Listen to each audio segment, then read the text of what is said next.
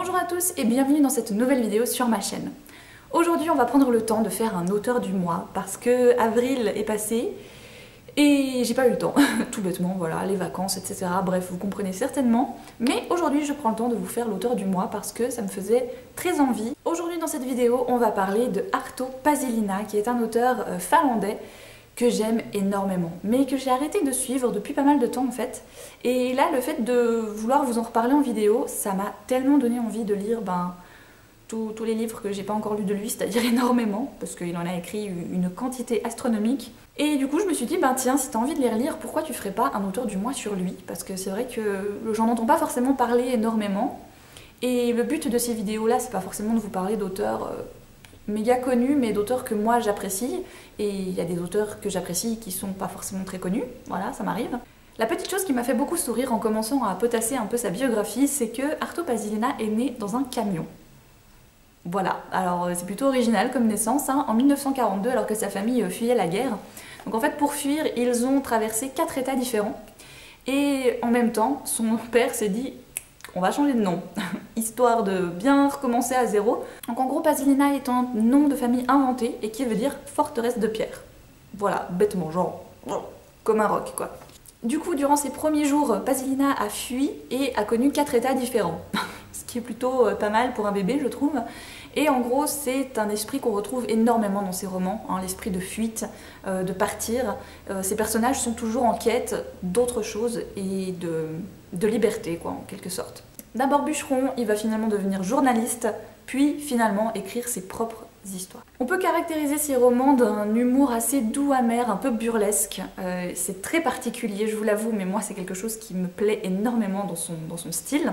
Son schéma habituel est de suivre un personnage plutôt urbain, qui a l'habitude de la ville et qui est souvent oppressé par ce qui s'y passe, qui décide, ou qui n'aura pas le choix, de foutre le camp, de se retrouver dans la nature en fait, de se retrouver seul, souvent. En 2009, il en était à peu près 35 livres, ce qui est assez énorme, on peut dire, comme bibliographie, et uniquement 16 de ces livres sont traduits en français. Donc je me dis qu'on en a déjà moins de la moitié qui sont traduits en français, et en plus, j'en ai pas lu la moitié de ces 16-là. Personnellement, j'ai connu cet auteur à 15 ans, plus ou moins. C'est assez particulier comme histoire parce qu'en fait, c'est ma marraine qui m'avait offert des livres et elle m'avait acheté Cavale du géomètre de cet auteur-là. Et j'avais 15 ans et j'étais pas très forcément emballée par ce style-là. Voilà, ça me bottait pas trop. Mais je l'avais laissé dans ma bibliothèque, la preuve, je l'ai toujours. Et un jour, je suis tombée sur un autre livre de cet auteur dont j'avais complètement oublié le nom et que j'avais complètement oublié que j'en avais déjà un, et je l'ai acheté. J'ai donc réellement découvert Arto Paasilinna grâce à ce livre-là, qui se nomme Prisonnier du paradis, et qui m'avait procuré un truc trop bizarre. Ça va être l'histoire d'un avion qui se crache, et les survivants de ce crash vont devoir s'en sortir sur une île déserte. Et plus on avance dans l'histoire, plus ils arrivent à se démerder tout seuls. Et en gros, il y a toujours un groupe qui veut essayer de s'en sortir, donc qui fait des SOS, qui... Voilà, et c'est tant bien que mal qu'on les repère. Et puis, il y a un autre groupe qui se dit, finalement, on est bien là. Voilà, ils font leur... Moi, j'avais trouvé ça tellement drôle, parce que quand même, un des premiers trucs que les Finlandais cherchent à faire, c'est à faire leur propre alcool de noix de coco. Bref, ils s'en sortent très bien, ils ont genre tout ce qu'il faut sur cette île, tout va bien. Mais en même temps, il y a ce côté, est-ce qu'on ne retournerait pas à la civilisation? Et j'ai beaucoup aimé ce deux penchants en fait, ceux qui aiment finalement leur nouveau mode de vie et ceux qui aimeraient bien rentrer. Après ça, on m'avait énormément conseillé La Douce Empoisonneuse. Ce livre fait partie de mes préférés de l'auteur pour l'instant, parce que j'ai adoré cette histoire. Je vous en avais déjà parlé d'ailleurs, c'est l'histoire d'une vieille femme qui se fait piquer sa rente par son neveu tous les fins de mois, donc elle en a marre. Elle décide de retourner en ville chez son ami le médecin. Il va la prendre lui en fait comme secrétaire à la base et il lui dit bah écoute, déjà moi je vais te protéger, tu vas venir avec moi dans mon cabinet, tu vas devenir ma secrétaire et voilà, ils viendront plus t'embêter. Sauf que forcément c'est pas aussi facile que ça. Elle décide de se créer en fait pour elle un petit poison. Voilà, elle se dit si un jour il m'arrive, voilà, je suis dans une situation où je me dis je peux pas m'en sortir ou alors ils sont encore là à m'embêter, je suis toute seule, je me l'injecte et pouf, fini quoi, on n'en parle plus. Forcément, rien ne va se passer comme prévu, sinon c'est pas du Paasilinna. Et voilà, c'est hilarant, c'est bon enfant, c'est presque innocent même, c'est dingue, c'est presque... Voilà, on peut pas leur en vouloir. J'ai ensuite craqué pour le plus connu de tous, car il a fait l'objet de 2 adaptations cinématographiques. Il s'agit du Lièvre de Vatanen. Et cette histoire est adorablement touchante, mais je comprends qu'on ait envie de la vivre nous aussi, quoi. C'est un photographe de journaux qui découvre que sa femme, enfin sa copine, je crois même pas qu'ils sont mariés, se fait son collègue, quoi, en gros, ou son chef, je sais plus.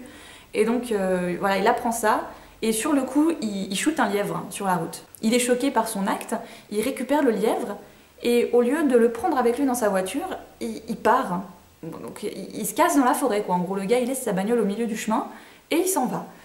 Et il va petit à petit découvrir ben, voilà, les joies de vivre tout seul déjà, et il va s'occuper de ce lapin qui va petit à petit reprendre des forces. Il va vraiment se concentrer sur ce lièvre pour que ce lièvre soit le plus choyé possible. Bref, vraiment, il va vraiment tout faire pour que ce lièvre s'en sorte, pour que ce lièvre ait bien, et il met vraiment la vie du lièvre avant la sienne, carrément. Au bout d'un moment, c'est ça. Et je trouve que c'est tellement touchant. Cette histoire m'a vraiment beaucoup plu. Je n'ai pas vu les films, j'ai pas forcément envie de les voir non plus, je dois bien l'avouer, parce que juste comme ça, elles me plaisent bien. Et voilà, j'ai passé un super moment parce que voilà, là du coup on est vraiment très nature, très forêt. Et moi j'ai beaucoup aimé cette histoire où l'homme prend plus soin de l'animal que de lui-même finalement. Trouvé à Emmaüs pour une bouchée de pain, j'avais ramené La forêt des renards pendus. Et j'avais adoré aussi celui-ci, il est très drôle. En gros, c'est l'histoire d'un braquage. Les braqueurs sont 3, il me semble qu'ils sont 3, et en gros, l'un va dénoncer les autres, mais va leur dire le moment où vous allez sortir de prison, moi je vais vous donner votre part. Et donc les autres sont là, ok, on va faire ça comme ça. Le gars prend tous les lingots d'or et se casse. Et il se casse très très loin en forêt, trouve une petite cabane, toute isolée, toute perdue, va se dire là, je suis tranquille, peinard, personne ne va venir m'emmerder, sauf que arrive un ex-major de l'armée qui a été viré pour alcoolisme, donc je vous laisse imaginer le personnage, et en plus, ils vont trouver une vieille laponne de 90 ans qui perd la boule, qui s'est échappée d'un asile, qui sait plus comment elle s'appelle, je crois même pas qu'elle parle en fait dans le bouquin, et bien sûr à un moment donné, le gangster est quand même en face d'un gars qui faisait partie de l'armée, même s'il a été viré, c'est quand même un gars de l'armée. De plus, il y a ses anciens comparses qui veulent récupérer leur part du butin, ce qui est logique. Bref, ça devient un capharnaüm ce machin, il y a tout le monde qui se tire dessus à un moment donné. Et là encore une fois, c'est ce principe de personnages d'horizons différents qui foutent le camp de quelque part ou qui se font foutre dehors de quelque part et qui se retrouvent ensemble et ça donne un truc voilà, ahurissant parce qu'on s'attend juste à tout sauf à ça. Bref, très drôle, très très drôle. Du coup, il me reste encore ces 2 à lire, donc La cavale du géomètre, qui est l'histoire d'un vieillard qui s'évade d'un home, je crois, et qui décide de foutre le camp, tout simplement, voilà. Et en plus, il est amnésique, voilà, la bonne blague. C'est peut-être le mari de la laponne qui perd la boule ici, peut-être, je sais pas, ils sont peut-être liés. Et sinon, il me reste encore Le fils du dieu de l'orage, que j'avais également trouvé à Emmaüs, et que, voilà, ça reste un Pasilina, et typiquement, c'est le genre de bouquin, je me dis, je me les réserve pour les vacances, c'est tellement bon que je me les réserve pour les vacances, et ça doit bien faire 3 ans que je me dis ça, et que du coup je ne l'ai pas encore lu. Voilà. Là ça n'en fait que 6 en français, donc imaginez, il vous en reste encore 10 autres qui sont disponibles et qui sont en français, et la plupart sont sortis en poche. En fait, Pasilina écrit à une vitesse de dingue, ou alors il avait déjà des manuscrits quelque part qui ressortent de temps en temps. Mais quand je me dis que moi j'en ai lu que 4 finalement, et que j'en ai que 6, et que j'en ai encore 10 à lire en français, et que après ça on doit encore arriver au chiffre 35, il y a de la marge. Si vous aimez les univers complètement fucked up, où les personnages pètent un câble, décident de se barrer de la société, décident sur un coup de tête de partir, ou parce qu'ils font une connerie, ils sont obligés de partir, de s'exiler, qu'importe, si vous aimez les situations rocambolesques qui n'ont aucun sens, sérieux, ça fait tellement du bien. Typiquement, on m'avait très très régulièrement posé la question, je cherche un livre drôle pour une personne que je ne connais pas très bien, blablabla. Et c'est terriblement dur de trouver un livre drôle, je vous l'avais déjà dit, ça date quand même, ça fait 1 année je pense que je vous avais dit ça. Mais Pasilina, moi je conseille toujours Pasilina pour des moments drôles parce que c'est jamais triste. En fait, dans ceux que j'ai lus, c'est jamais triste.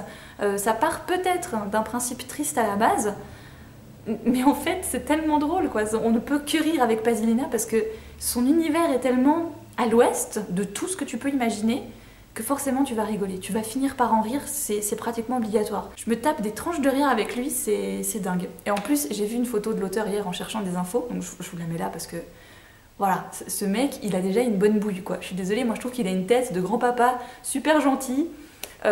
J'aimerais trop l'interviewer, sauf que je parle pas le finlandais, donc ça va être un peu compliqué, mais franchement, je trouve qu'il a une tête sympa. Moi, je suis désolée, Stephen King, par exemple, il a une tronche qui me rassure pas du tout. Je sais pas, Arto Pasilina, je trouve qu'il a une tête de bon vivant, tout cool, tout sympa. J'adorerais passer un moment avec lui, je suis sûre. Voilà, on rigolerait bien, ça serait super sympa. Voilà, cette vidéo sur l'auteur du mois étant Arto Pasilina est terminée. J'espère que du coup, vous allez avoir envie de découvrir Arto Pasilina. Je vous avais dit, moi, mon préféré, ça a été La douce empoisonneuse. Voilà, si vous avez envie de commencer par un petit Pasilina tranquille, pas trop hardcore, je pense qu'il est bien. Et juste après, je mettrai le lièvre de Vatanen, je pense. Voilà, c'est vraiment, dans mon classement, c'est les deux que j'ai préférés pour l'instant. Et comme je vous dis, je suis largement pas au bout de tout ça, parce que Pasilina, il y en a encore beaucoup, et j'ai hâte de découvrir. Sur ce, bonne lecture et à une toute prochaine.